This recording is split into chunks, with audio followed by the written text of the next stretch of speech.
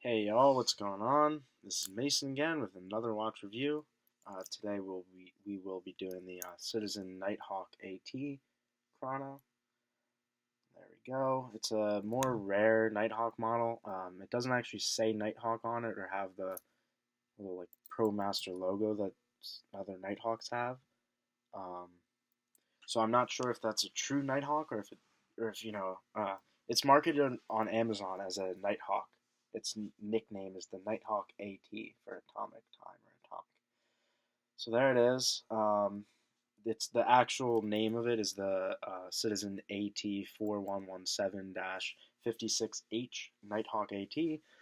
It's radio controlled in 5 different time zones, which are London, New York City, Chicago, Denver, or Los Angeles.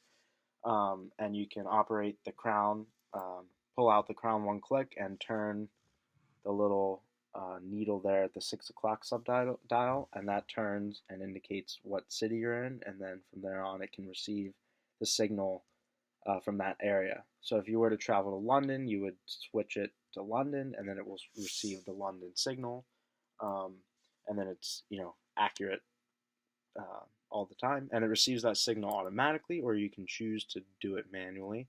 I've always done it automatically, and I've always had pretty good success with it doing it automatically. And if it doesn't receive an automatic signal, its accuracy is, quartz accuracy, plus or minus 15 seconds a month, which isn't terrible for, obviously it's just a regular quartz watch. But the radio controlled feature is great, and it works well. It's a 44 millimeter thick case, or wide. It's 44 millimeters wide and 14 millimeters thick. It has a sapphire crystal, and I believe it's anti-reflective, though sapphire tends to be more reflective than mineral anyway. It's ion plated, and this ion plating has lasted me a very long time. Um, so I don't think it really scratches that easily, and it definitely hasn't flaked or anything like that. It comes on this nice ion plated bracelet with very solid features. I don't know if you can see that there, but it has 2 pins per link, which is really nice. It has micro adjustment right there, as you can see. No half links, but it does have micro adjustment. It has this nice push button deployment fold over clasp here with a nice click, and then an even better click of the deployment right there. So it's really secure. It's not going anywhere. It's a very nice bracelet in my opinion. Obviously not the best, but it's great. It's comfy. Machined very well. There's a lot of nice brushed and machined surfaces there. The links are really nice. They're solid. They remind me of the other Nighthawk, the other one I've reviewed on my channel. And they honestly look very similar.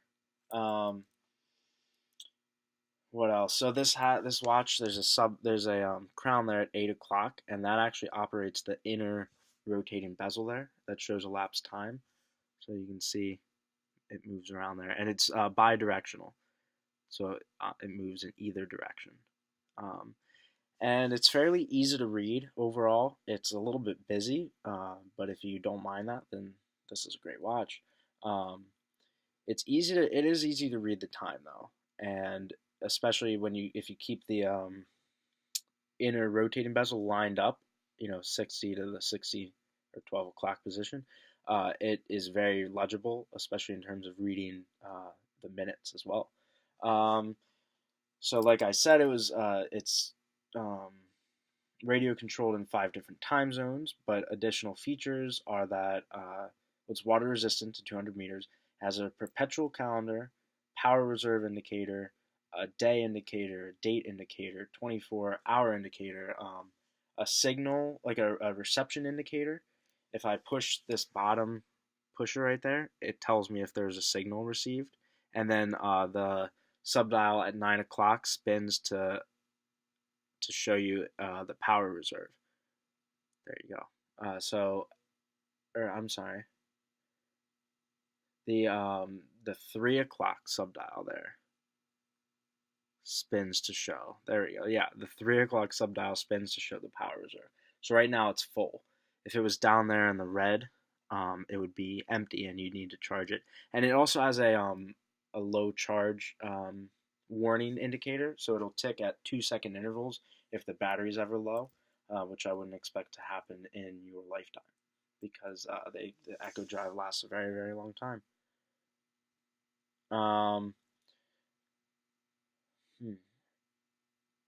So if you'll notice when I'm moving the watch here in the light, you can see it kind of sparkles the dial, and that's due to Citizen's little applied indices they put. They have half of it being very, very shiny and bright and kind of multifaceted, and then the other half is lume. So I'll show you that lume in a second, but I'll just give you a moment to appreciate the intricacy of the dial there. It's really, and it's even better in person. It's even more interesting, more cool than that.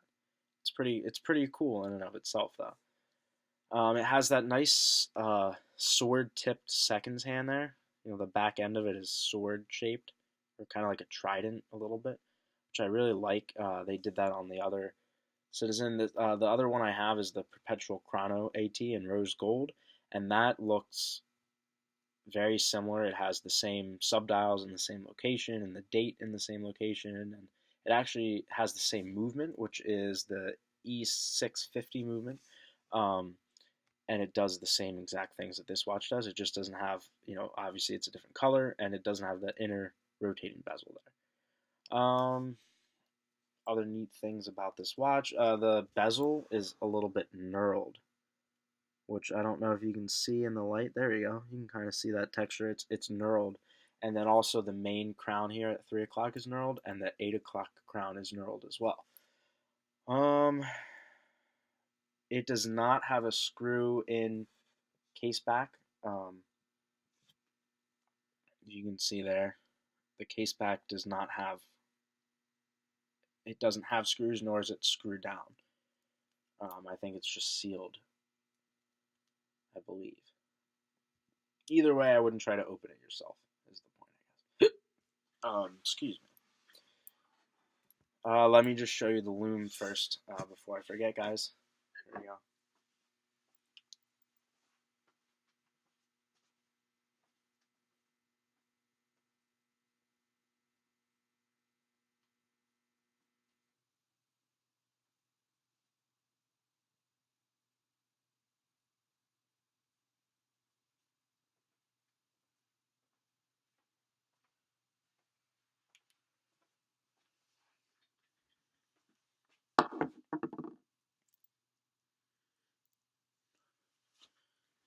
Here we go.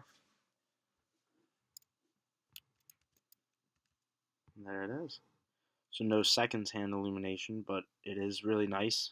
It's that nice blue Citizen lume. It's easy to read, nothing complicated about it, but it's great lume. It looks even better in person. You can't see it here in the video, but it actually, when it's this bright, it illuminates the dial a little bit, and it's actually more of like it's more greenish in person than this video leads you to believe. Let me just turn the lights back on.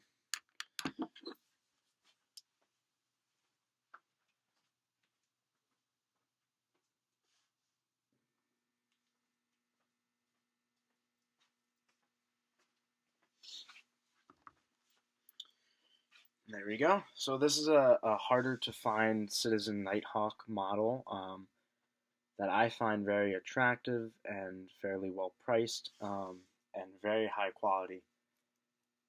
For what you get, it's a great deal. So again, let me just put it here on the wrist so you can see again. I hope you guys enjoyed this review. There you go. Alright, thanks for watching, guys.